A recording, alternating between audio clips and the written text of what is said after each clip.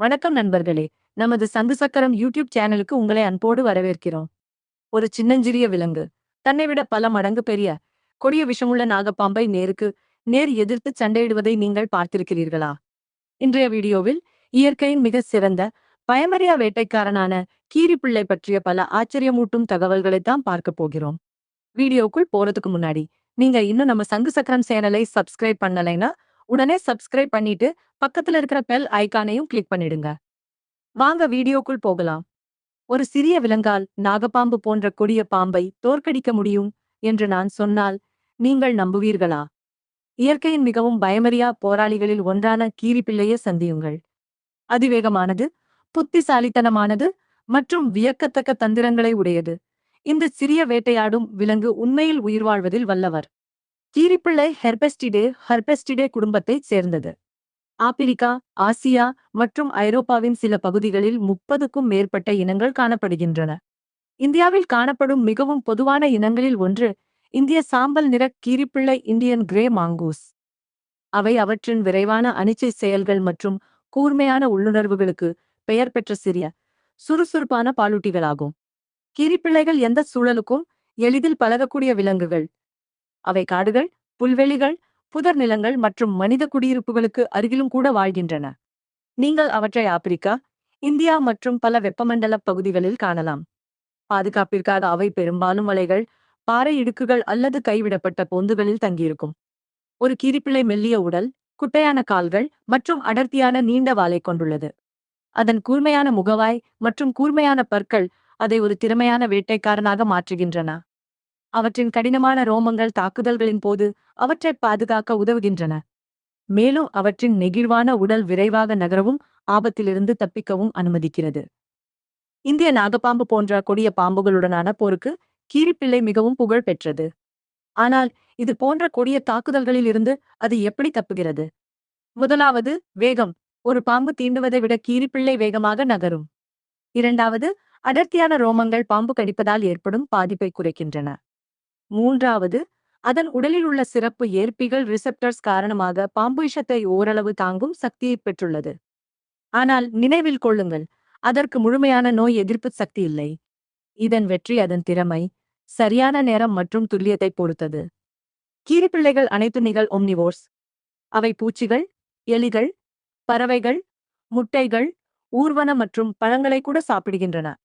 அவை சந்தர்ப்பவாத உண்ணிகள், அதாவது கிடைப்பதையெல்லாம் உண்பவை. பெரும்பாலான கீரிப்பிள்ளைகள் பகலில் சுறுசுறுப்பாக இருக்கும். இதை நாம் பகலாடி டயர்னல் நடத்தை என்கிறோம். சில இனங்கள் தனியாக வாழ்கின்றன, மற்றவை அதிக சமூகத்தன்மையுடன் கூட்டமாக வாழ்கின்றன. உதாரணமாக, மீர்கெட் கூட்டமாக வாழ்கிறது, மேலும் ஆபத்துகளை கண்காணிக்க பாதுகாவலர்களை கூட வைத்திருக்கிறது. அவை ஒலிகள், உடல் மொழி மற்றும் சைகைகளை பயன்படுத்தி தொடர்பு கொள்கின்றன. கீரிப்பிள்ளைகள் வேகமாக இனப்பெருக்கம் செய்கின்றன. சுமார் 40 முதல் 60 நாட்கள் கர்ப்ப காலத்திற்குப் பிறகு பெண் கீரி 2 முதல் 4 குட்டிகளை பெற்றெடுக்கிறது. பிறக்கும்போது குட்டிகளுக்கு கண் தெரியாது, மேலும் அவை உயிர் வாழத் தங்கள் தாயையே நம்பியுள்ளன. ஆனால் அவை வேகமாக வளர்ந்து விரைவில் தன்னிச்சையாக செயல்படத் தொடங்கும். சுற்றுச்சூழலில் கீரிப்பிள்ளைகள் முக்கிய பங்கு வகிக்கின்றன. அவை எலிகள் மற்றும் பூச்சிகள் போன்றவற்றை கட்டுப்படுத்தி விவசாயிகளுக்கு உதவுகின்றன மற்றும் இயற்கை சமநிலையை பராமரிக்கின்றன. இருப்பினும் சில பகுதிகளில் அவை ஆக்கிரமிப்பு இனங்களாக மாறி உள்ளூர் வனவிலங்குகளை அச்சுறுத்துகின்றன. கீரிப்பிள்ளைகளைப் பற்றிய மேலும் சில வியக்கத்தக்க மற்றும் சுவாரஸ்யமான தகவல்கள். விஷத்தை முறியடிக்கும் இரகசியம் வெனம் ரெசிஸ்டன்ஸ். கீரிப்பிள்ளையின் நரம்பு மண்டலத்தில் உள்ள அசிடைல் கோலின் ஏற்பிகளில் அசிடைல் கோலின் ரெசெப்டர்ஸ் ஒரு சிறப்பு மாற்றம் உள்ளது. இது பாம்பின் விஷம் இரத்தத்தில் கலக்காமல் தடுத்து விடுகின்றது. இதனால் நாகப்பாம்பின் விஷம் கூட இதனை எளிதில் கொல்வதில்லை. கருவிகளை பயன்படுத்தும் உத்தி ஸ்மாஷிங் டெக்னிக். நண்டுகள், நத்தைகள் அல்லது பறவைகளின் முட்டிகளை உண்ணும்போது கடினமான ஓடுகளை உடைக்க ஒரு தனித்துவமான உத்தியை பயன்படுத்துகின்றன. அந்தப் பொருளை தனது முன்னங்கால்களால் பிடித்து பின்னங்கால்களின் வழியாக பாறைகளில் வீசி உடைத்து சாப்பிடும் அறிவை கொண்டுள்ளன. வித்தியாசமான கண்கள் ஹொரிசான்டல் பியூப்பிள்ஸ். கீரிப்பிள்ளைகளுக்கு கிடைமட்ட கண்பாவை ஹொரிசான்டல் பியூப்பிள்ஸ் உண்டு. இது சுற்றியுள்ள ஆபத்துகளை பக்கவாட்டிலும் எளிதில் கவனிக்க ஒரு பரந்த பார்வை கோணத்தை வைட் ஃபீல்ட் ஆஃப் விஷன் அளிக்கிறது. வரலாற்றுப் பிழை ஹவாய் தீவு. த ஹவாயன் மிஸ்டேக். 500களில் கரும்புத் தோட்டங்களில் இருந்த எலிகளை அழிப்பதற்காக ஹவாய் மற்றும் கரீபியன் தீவுகளுக்கு கீரிப்பிள்ளைகள் மனிதர்களால் கொண்டு வரப்பட்டன. ஆனால் எலிகள் இரவில் நடமாடுபவை நாக்டர்னல், கீரிப்பிள்ளைகள் பகலில் நடமாடுபவை டயர்னல். எனவே எலிகளை விட்டுவிட்டு அங்குள்ள அரிய வகை பறவைகளை வேட்டையாடி ஒரு பெரும் சுற்றுச்சூழல் சிக்கலை உருவாக்கின. உடலை பெரிதாக்கிக் காட்டும் வித்தை பைலோ எரெக்ஷன். ஒரு பாம்போ அல்லது பெரிய எதிரியோ தாக்க வரும்போது கீரிப்பிள்ளை தனது ரோமங்களை சிலிர்க்கச் செய்யும். இது பார்ப்பதற்கு அதன் உண்மையான அளவை விட 2 மடங்கு பெரியதாகக் காட்டி எதிரியை அச்சுறுத்தும் தந்திரமாகும். ஆயுட்காலம் லைஃப் ஸ்பேன். காடுகளில் வாழும் கீரிப்பிள்ளைகள் பொதுவாக 10 ஆண்டுகள் வரை வாழ்கின்றன. ஆனால் மனிதர்களின் பாதுகாப்பில் உயிரியல் பூங்காப்பனில் அவை 20 ஆண்டுகள் வரை கூட உயிர் வாழக்கூடும். கீரிப்பிள்ளைகளைப் பற்றிய மேலும் சில ஆச்சரியமான தகவல்கள் இதோ. சிறந்த மோப்ப சக்தி எக்ஸலென்ட் சென்ஸ் ஆஃப் ஸ்மெல். கீரிப்பிள்ளைகளுக்கு மோப்ப சக்தி மிக அதிகம். நிலத்தடிக்கு கீழே வளைகளில் மறைந்திருக்கும் பூச்சிகள், எலிகள் மற்றும் புழுக்களைக் கூட அவற்றின் வாசனையை வைத்து துல்லியமாக கண்டுபிடித்து தோண்டி வேட்டையாடும் திறன் கொண்டவை. ஆபத்தை உணர்த்தும் சத்தங்கள் காம்ப்ளெக்ஸ் அலார்ம் கால்ஸ். கூட்டமாக வாழும் கீரிப்பிள்ளைகள், உதாரணமாக மீர்கேட்கள், ஆபத்தை குறிக்க வெவ்வேறு விதமான சத்தங்களை எழுப்புகின்றன. வானத்தில் இருந்து கழுகு வந்தால் ஒரு விதமான சத்தத்தையும், நிலத்தில் பாம்பு அல்லது வேறு விலங்குகள் வந்தால் வேறு விதமான சத்தத்தையும் எழுப்பி தங்களது கூட்டத்தை எச்சரிக்கின்றன. பறவைகளுடனான கூட்டணி சிம்பயோட்டிக் ரிலேஷன்ஷிப். சில ஆப்பிரிக்க பகுதிகளில் கீரிப்பிள்ளைகள் இருவாச்சி, ஹார்ன்பில் போன்ற பறவைகளுடன் ஒரு புரிந்துணர்வோடு இணைந்து வாழ்கின்றன. கழுகுகள் போன்ற ஆபத்து வானத்தில் வரும்போது பறவைகள் கீரிகளுக்கு எச்சரிக்கை செய்கின்றன. அதேபோல நிலத்தில் வரும் ஆபத்துகளை கீரிகள் பறவைகளுக்கு உணர்த்துகின்றன. சுத்தத்தை பேணும் வழக்கம். கீரிப்பிள்ளைகள் மிகவும் சுத்தமான விலங்குகள். கூட்டமாக வாழும் கீரிகள் ஓய்வு நேரங்களில் ஒன்றுக்கொன்று தங்கள் ரோமங்களில் உள்ள அழுக்குகள் மற்றும் ஒட்டுண்ணிகளை சுத்தம் செய்து கொள்ளும் பழக்கத்தை கொண்டுள்ளன. இது அவற்றுக்கிடையேயான சமூக பிணைப்பையும் வலுவாக்குகிறது. வரலாற்றில் வீட்டு பாதுகாவலன். பண்டைய காலங்களில், குறிப்பாக இந்தியாவிலும் எகிப்திலும், வீடுகளில் பாம்புகள், தேள்கள் மற்றும் எலிகள் வராமல் தடுக்க கீரைப்பிள்ளைகளை மக்கள் செல்லப்பிராணிகளாக வளர்த்தனர். எகிப்தியர்கள் கீரைப்பிள்ளைகளை சிலையாக வடித்தும் சிறப்பித்துள்ளனர். குறிப்பு: தற்போது இந்தியாவில் 1972 வனவிலங்கு பாதுகாப்பு சட்டத்தின்படி கீரியை வீட்டில் வளர்ப்பது சட்டவிரோதமானது. நீச்சல் திறன். கீரைப்பிள்ளைகள் பொதுவாக நிலவாழ் விலங்குகள் என்றாலும் பல கீரி இனங்கள் சிறந்த நீச்சல் வீரர்களாகவும் உள்ளன. அவை தண்ணீரில் உள்ள நண்டுகள், தவளைகள் மற்றும் மீன்களை வேட்டையாட தயங்காமல் நீரில் இறங்கும். பாம்புகளை தேடிச் செல்வதில்லை. ஒரு பொதுவான தவறான கருத்து என்னவென்றால், கீரிப்பிள்ளைகள் எப்போதும் பாம்புகளை தேடிச் சென்று கொல்லும் என்பது. ஆனால் உண்மையில் அவை பாம்புகளை தேடிச் சென்று வேட்டையாடுவதில்லை. அவை தங்களை தற்காத்துக் கொள்ளவோ அல்லது தங்கள் குட்டிகளை காப்பாற்றவோ மட்டுமே பெரும்பாலும் பாம்புகளுடன் சண்டையிடுகின்றன. பாசாங்கு செய்யும் தந்திரம். சதுப்பு நிலங்களில் வாழும் சில கீரி இனங்கள் பறவைகளை வேட்டையாட ஒரு தந்திரத்தை பயன்படுத்துகின்றன. அவை எந்த அசைவும் இன்றி செத்தது போல படுத்துக்கொள்ளும். இதை உண்மை என்று நம்பி அருகில் வரும் பறவைகளை திடீரென தாக்கி பிடித்துவிடும். ஒரே நாளில் நிகழும் பிரசவம். கூட்டமாக வாழும் பட்டை கீரி இனத்தில் ஒரு விசித்திரமான வழக்கமுள்ளது. ஒரு கூட்டத்தில் கர்ப்பமாக இருக்கும் அனைத்து பெண் கீரிகளும் ஒரே நாளில், பெரும்பாலும் ஒரே நேரத்தில் குட்டிகளை பெற்றெடுக்கும். இதனால் எந்த குட்டி யாருடையது என்று தெரியாது. எனவே கூட்டத்தில் உள்ள அனைத்து தாய்மார்களும் எல்லா குட்டிகளுக்கும் பாரபட்சமின்றி பாலூட்டி வளர்க்கும். காட்டுப்பன்றிகளுடனான நட்பு. ஆப்பிரிக்காவில் உள்ள சில கீரி பிள்ளைகள் காட்டுப்பன்றிகளுடன் ஒரு விசித்திரமான நட்பை கொண்டுள்ளன. பன்றிகள் கீரிகளின் அருகில் வந்து படுத்துக்கொள்ளும். கீரிகள் அவற்றின் உடலில் ஏறி அங்குள்ள உண்ணிகளையும் ஒட்டுண்ணிகளையும் பிடித்து சாப்பிடும். இது பன்றிகளுக்கு ஒரு ஸ்பா போல செயல்படுகிறது. விஷப்பூச்சிகளை உண்ணும் தந்திரத்தை கற்றுக்கொள்ளுதல். விஷத்தை உமிழும் மரவட்டை போன்ற பூச்சிகளை உண்பதற்கு முன்பு கீரிப்பிள்ளைகள் அவற்றை மண்ணில் போட்டு நன்றாக புரட்டும். இதனால் பூச்சியின் உடலில் உள்ள நச்சுத்தன்மை மண்ணில் துடைக்கப்பட்டு சாப்பிடுவதற்கு பாதுகாப்பாக மாறிவிடும். வாத்து போன்ற பாதங்கள். நண்டு உண்ணும் கீரி போன்ற சில நீர்வாழ் கீரி இனங்களின் கால் விரல்களுக்கு இடையே வாத்துகளைப் போல வலைப்பின்னல் அதாவது வெப்ட் டோஸ் இருக்கும். இது அவை தண்ணீரில் மிக வேகமாக நீந்தவும் நீர்நிலைகளில் இரை தேடவும் உதவுகிறது. பிறவியிலேயே வராத திறமை. முட்டைகளையோ அல்லது நத்தைகளையோ பாறைகளில் வீசி உடைத்து சாப்பிடும் தந்திரம் கீரிகளுக்கு பிறவியிலேயே இருப்பது இல்லை. குட்டிகள் தங்கள் தாய் மற்றும் பெரிய கீரிகள் செய்வதை பார்த்து பலமுறை பயிற்சி செய்தே இந்த திறமையை கற்றுக்கொள்கின்றன. நிறங்களை பிரித்தறியும் திறன். பல சிறிய வேட்டையாடும் பாலூட்டிகளுக்கு நிறங்களை சரியாக பிரித்தறியும் திறன் இருப்பதில்லை.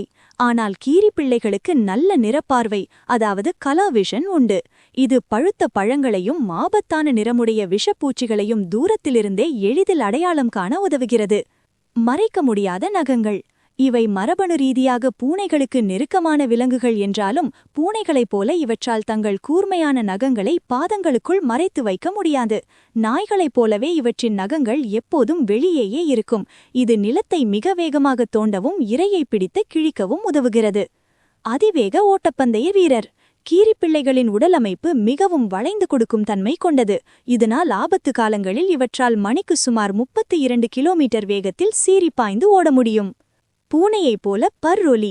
கீரிப்பிள்ளைகள் தங்களுக்குள் அன்பை பரிமாறிக்கொள்ளும் போதோ அல்லது தாய் தன் குட்டிகளுக்கு பாலூட்டும் போதோ பூனைகளைப் போலவே பர் என்ற மென்மையான ஒலியை தொண்டையிலிருந்து எழுப்புகின்றன. தனிமை விரும்பி நியவு. மீர்கேட்கள் போன்ற ஆப்பிரிக்க கீரிகள் பெரிய கூட்டமாக அதாவது தலா 30 முதல் 50 வரை வாழ்ந்தாலும் இந்தியாவில் பொதுவாக காணப்படும் சாம்பல் நிற கீரிப்பிள்ளைகள் பெரும்பாலும் தனிமையில் வாழ்வதையே விரும்புகின்றன. இனப்பெருக்க காலத்தில் மட்டுமே இவை இணையாக சேரும். மடகாஸ்கரின் தனித்துவ கீரிகள். ஆப்பிரிக்கா ஆசியாவை தாண்டி மடகாஸ்கர் தீவிலும் சில பிரத்யேக கீரி இனங்கள் வாழ்கின்றன. உதாரணமாக வளையவால் கீரி பார்ப்பதற்கு சிறிய சிவப்பு நரி போலவும் வாலில் கருப்பு வளையங்களுடனும் மிகவும் வித்தியாசமாக காட்சியளிக்கும். தண்ணீரை குடிக்காத வழக்கம். வறண்ட மற்றும் பாலைவன பகுதிகளில் வாழும் சில கீரி இனங்கள் பெரும்பாலும் நேரடியாக தண்ணீரை குடிப்பதில்லை. அவை வேட்டையாடும் பூச்சிகள் மற்றும் விலங்குகளின் உடலிலிருந்தே தங்களுக்கு தேவையான முழு நீர்ச்சத்தையும் பெற்றுக்கொள்கின்றன. விஷத்தை செரிக்கும் இரைப்பை. பாம்பின் விஷம் கீரியின் இரத்தத்தில் கலந்தால்தான் ஆபத்து.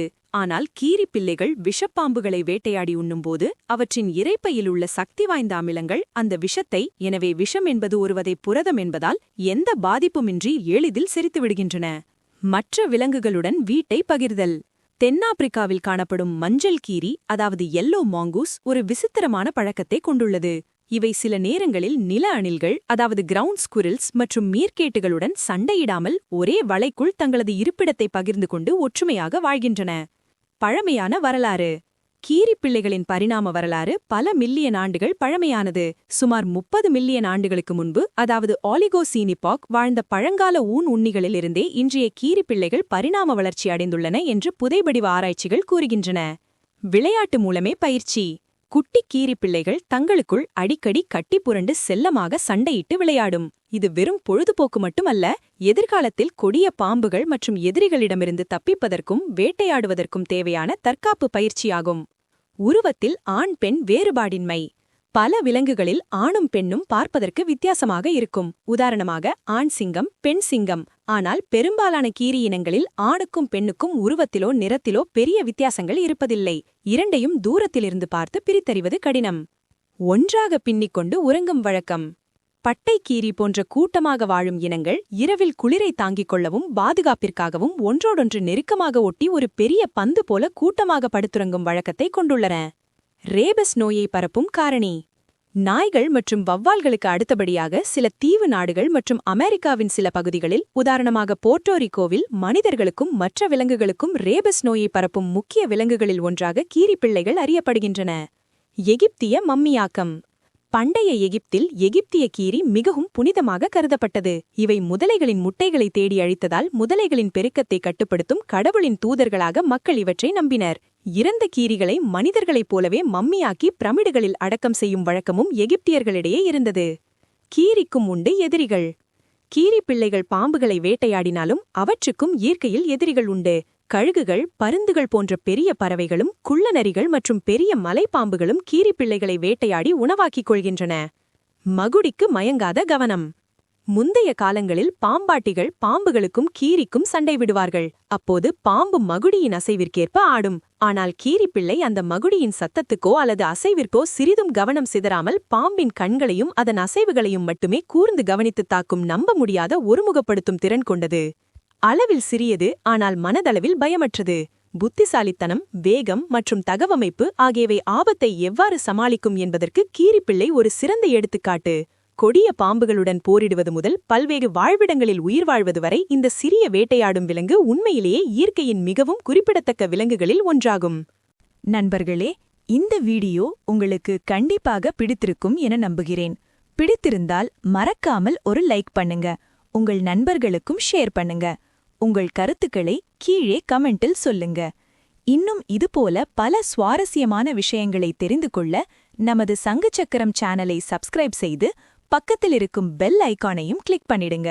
மீண்டும் அடுத்த வீடியோவில் சந்திப்போம். நன்றி, வணக்கம்.